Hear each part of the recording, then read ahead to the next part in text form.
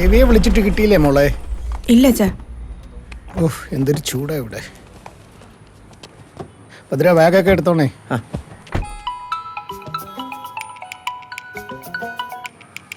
എന്റെ ഗുളിക എടുത്തിട്ടുണ്ടല്ലോ.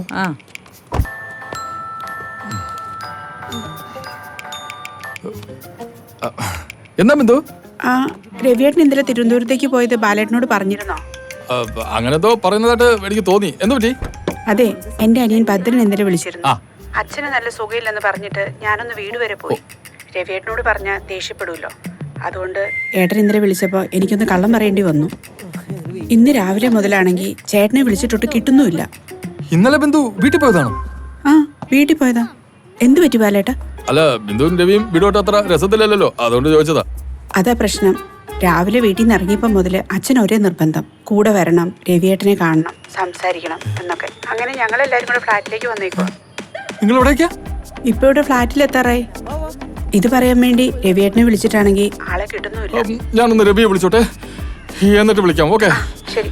എല്ലാം പോയി. ദൈവമേ.